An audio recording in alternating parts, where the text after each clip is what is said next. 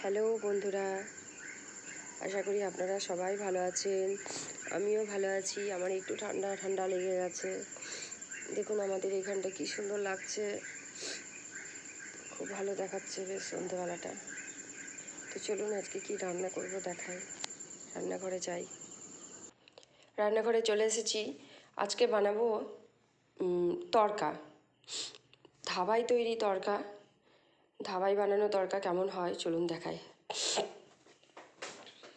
আমি পেঁয়াজ কুচিয়ে নিয়েছি, রসুন কুচিয়ে নিয়েছি, আর ভাজা জিরা ধনে গুঁড়ি 2 চামচ দিয়েছি।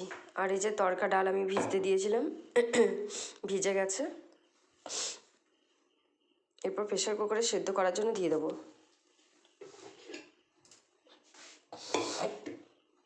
আর প্রেশার কুকারে তড়কা ডাল সেদ্ধ করার জন্য দিয়ে দেবো।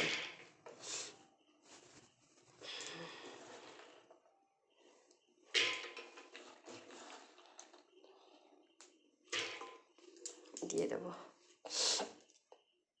বন্ধুরা, ধাবায় যেমন তড়কা খান, এইভাবে বানালে একদম ধাবায় যেমন তড়কা খান ওই রকমই স্বাদ আসবে।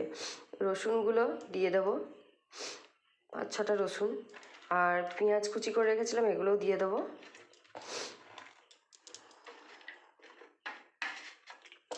আর এই ভাজা জিরে ধনে গুঁড়ো 2 চামচ রেখেছিলাম, এটাও দিয়ে দেবো।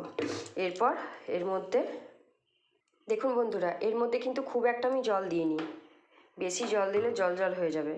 এর মধ্যে এবার নুন দেবো, হলুদ দেবো, দিয়ে আমি সেদ্ধ করতে বসিয়ে দেবো। আর হ্যাঁ, আপনারা চাইলে এর মধ্যে কাঁচা লঙ্কাও অ্যাড করতে পারেন, আমি কাঁচা লঙ্কাটা দেবো না।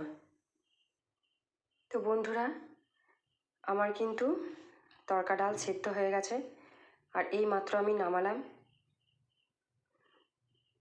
আমি 3টে সিটি দিয়েছি, দেখুন পুরো সেদ্ধ হয়ে গেছে, খুব সুন্দর সেদ্ধ হয়ে গেছে, আর একটা খুব সুন্দর সুগন্ধ বেরোচ্ছে। এরপর এটাকে ফ্রাই করে নেব। তড়কা ডালটা এবারে সাঁতলে নেব, তার জন্য কী দিয়েছি, পেঁয়াজ দিয়েছি, ধনেপাতা কুচি আর কাঁচা লঙ্কা কুচি। এরপর কড়াইয়ে একটু তেল দিয়ে দেবো।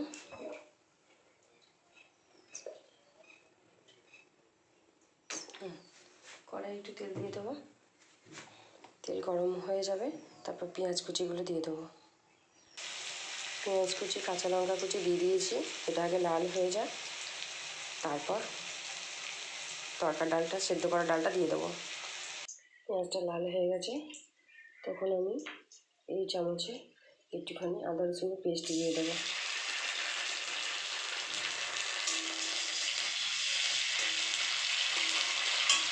তারপর টমেটো কুচি রেখেছি, এগুলোও দিয়ে দেবো। একসাথে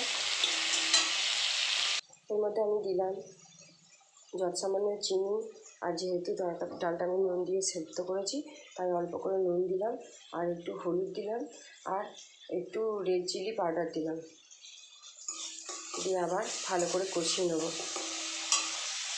মশলাটা কষানো হয়ে গেছে, তেল আমার ছেড়ে দিয়েছে পুরো। এবার তড়কা সেদ্ধ করা ডালটা দিয়ে দেবো।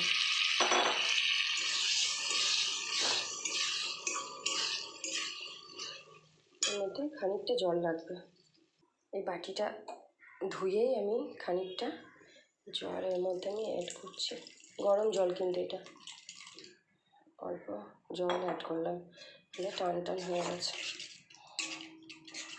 কারণ এটা আবার বসে যাবে। এর মধ্যে এবার কি অ্যাড করব, তড়কা মশলা। এই যে তড়কা মশলা 2 চামচ আমি অ্যাড করবো এর মধ্যে।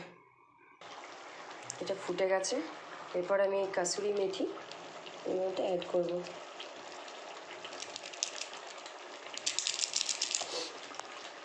একটু ধনে পাতাও অ্যাড করে দিই।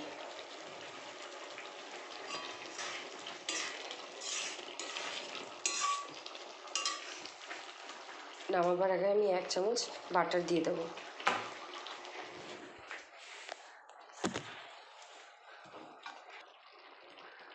এই 1 চামচ বাটার দিয়ে দেবো, কারণ তড়কাতে ওই গরম মশলা টরম মশলা এগুলো লাগে না।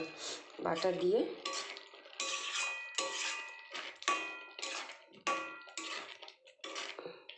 নামিয়ে নেব।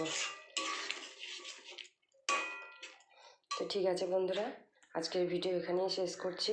আসছি আবার কালকে একটি নতুন ভিডিও নিয়ে। আপনারা সবাই ভালো থাকবেন, সুস্থ থাকবেন।